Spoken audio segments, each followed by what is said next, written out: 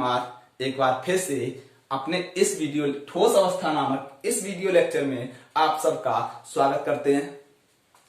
जैसा कि मेरे प्यारे दोस्तों आप जानते हैं कि पिछली वीडियो लेक्चर में हमने क्रिस्टलीय तथा अक्रिस्टलीय ठोस में अंतर के बारे में समझा था। आज हम उसी वीडियो लेक्चर को आगे बढ़ाते हुए आज हम बात करने वाले हैं क्रिस्टल जालक।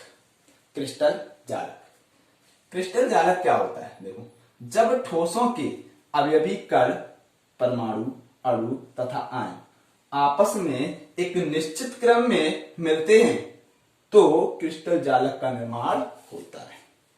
समझते हैं इसे। जैसे मान लो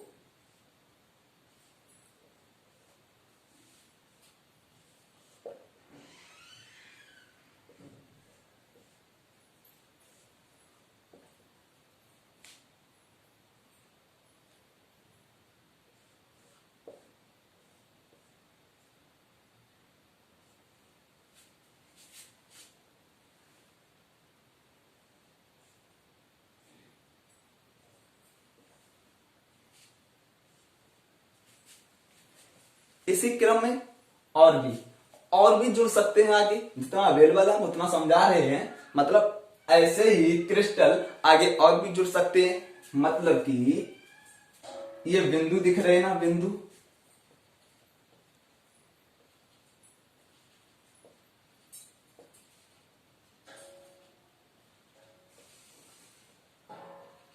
तो क्या कहा हमने?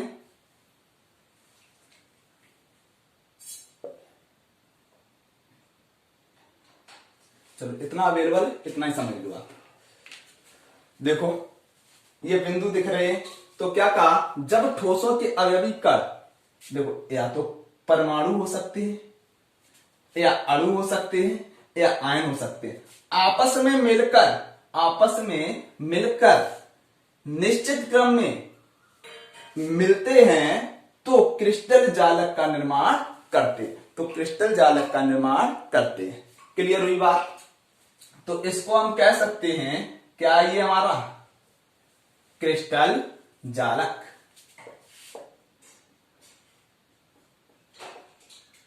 क्रिस्टल जालक। अब देखो जालक बिंदु, आशा करता हूं आपको समझ में जरूर आ रहा होगा। अगर समझ में आ रहा हो तो कमेंट बॉक्स में कमेंट जरूर करें।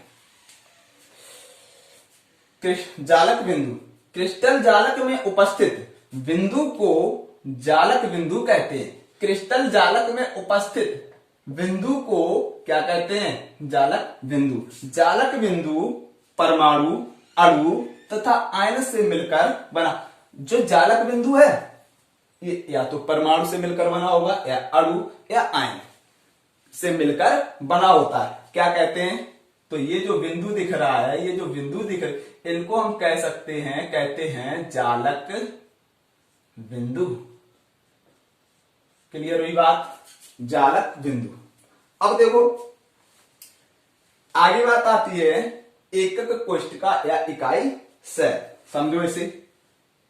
क्रिस्टल जालक का वह छोटे से छोटा भाग जिसे बार बार दोहराकर क्रिस्टल जालक का निर्माण करते हैं एकक कोष्ठिका या इकाई सेल कहते हैं।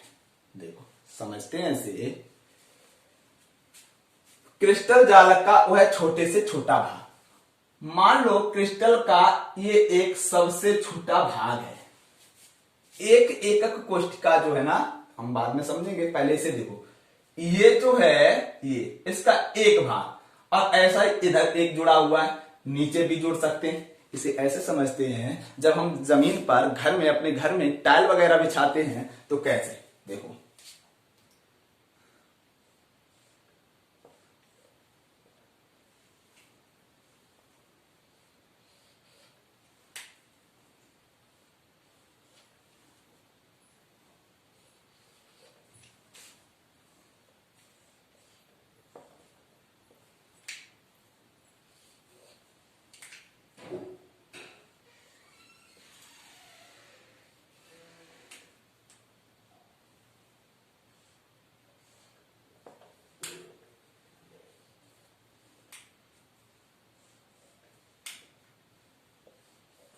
मान लो अपने घर में हमने ये टाइल बिछवा रखी है, ठीक है, तो इसको हम पूरे को नाम दे सकते हैं क्या?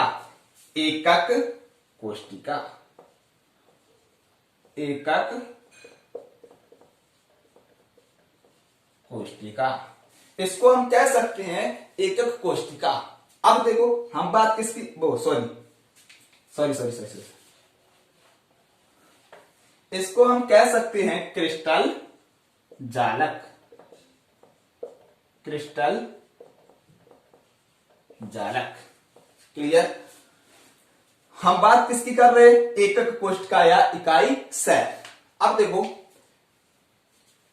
जिससे मतलब क्रिस्टल जालक का वह छोटे से छोटा भाग, इसमें सबसे छोटा भाग आपको क्या दिख रहा है? ये एक टाइल जो है ना, ये सबसे छोटा भाग, तो वह छोटे से छोटा भाग, इसमें देखो वह छोटे से छोटा भाग मतलब एकक, यही तो होगा सबसे छोटा भाग जो है ना, एक पासा मान लो हमारा पासा, यही तो होगा सबसे छोटा भाग। तो वही बात कर रहे हैं, वह छोटे से छोटा भाग जिसे बार बार दोहराकर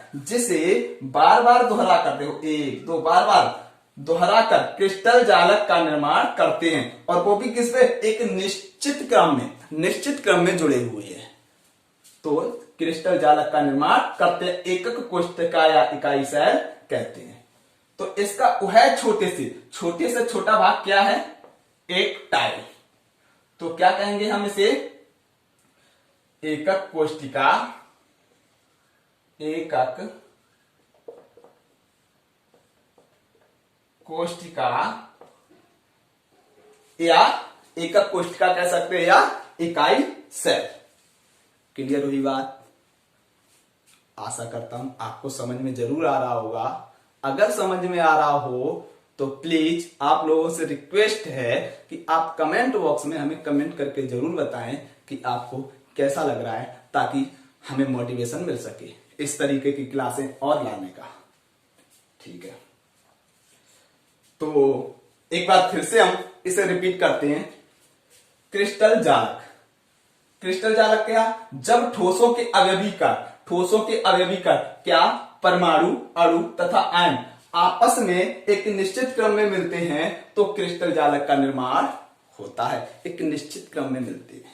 उसके बाद जालक बिंदु, क्रिस्टल जालक में उपस्थित बिंदु को जालक बिंदु कहते हैं।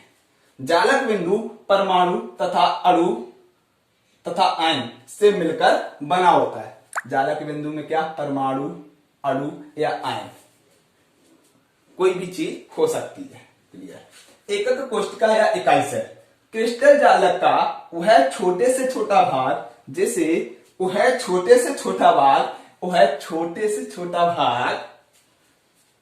जिसे बार बार दोहराकर क्रिस्टल जालक का निर्माण करते हैं, एकक कोष्टिका क्रिस्टल जालक का निर्माण करते हैं, एकक कोष्टिका या इकाई सेल कहते हैं। क्लियर हुई बात? ठीक है, अब हम आगे बढ़ते हैं। चलिए अब हम देखते हैं आगे एकक कोष्टिका के पैरामीटर। एकक कोष्टिका के पैरामीटर, चलिए पहले हम एक एकक कोष्टिका बना लेते हैं ताकि समझने में आसानी रहे।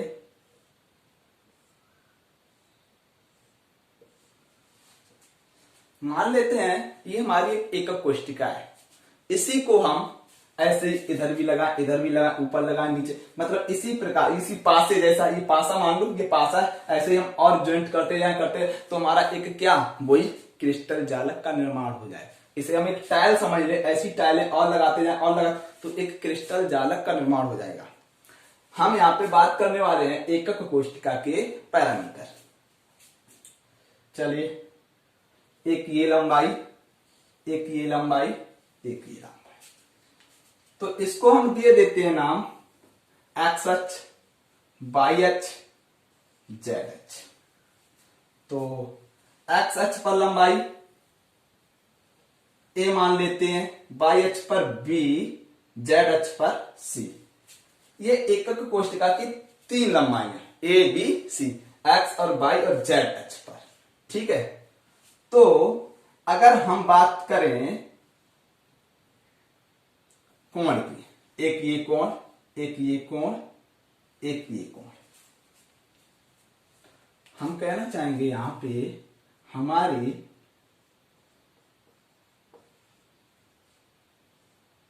अक्षीय लंबाइयां, अक्षीय लंबाइयां कितनी है? देखो A B C, A B और सी, ठीक है। एक ए बी और सी, ये क्या है? अक्षीय लंबाई है। अब देखो उसके बाद हम मानते हैं कोण ए और बी, ए और बी के बीच में हम मान लेते हैं गामा कोण, गामा। बी और सी के बीच में हम मान लेते हैं बीटा, ए और सी के बीच में मान लेते हैं हम अल्फा। तो हम कहेंगे ये तो अक्षीय लंबाइयां हो गई, और अक्षीय कोण,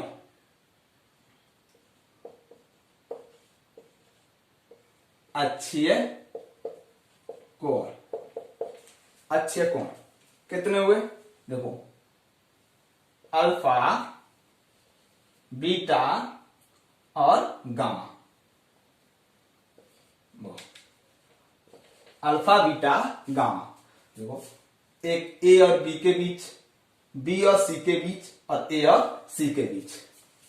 तो अक्षीय लंबाइयां कितनी है? 3, और अक्षीय कोण कितने हैं हमारे?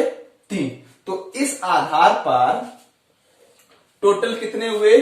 6, ठीक है। तो हमारे टोटल पैरामीटर की संख्या कितनी होती है? 6। ये हमारे क्या रहे? 6 पैरामीटर, पैरामीटर। क्लियर हुई बात? तो देखो अक्षीय लंबाइयों के आधार पर पैरामीटर कितने? 3। अक्षीय कोण के आधार पर कितने पैरामीटर? 3। टोटल पैरामीटर कितने हुए? 6। क्लियर हुई? तो अगर पूछता है एकक कोष्टिका के पैरामीटर कितने होते हैं? 6। अब हम इनकी लंबाई, अक्षीय लंबाई और अक्षीय कोण में परिवर्तन कर करके हम अलग अलग प्रकार की एकक कोष्टिका बना सकते हैं। जैसे अगर हम इसकी इस भुजा में चेंज कर दें तो एक अलग प्रकार की एकक कोष्टिका बनेगी। अगर इस भुजा को हम चेंज कर दें, घटा या बढ़ा दें, तो एक अलग प्रकार की। ऐसे इसके कोण में चेंजमेंट कर दें तो एक अलग प्रकार की एकक कोष्टिका बनेगी। तो ये थे हमारे एकक कोष्टिका के पैरामीटर। आशा करता हूं कि आपको समझ में आ रहा होगा। अगर समझ में आ रहा, फिर से रिक्वेस्ट है आप लोगों से, बहुत ही ज्यादा रिक्वेस्ट है आप लोगों से कि आप कमेंट बॉक्स में हमें कमेंट करके जरूर बताइए। ठीक है, आज के लिए बस इतना ही। आगे हम कल बात करेंगे, इसी वीडियो लेक्चर को आगे बढ़ाएंगे। Thanks for watching my video. धन्यवाद।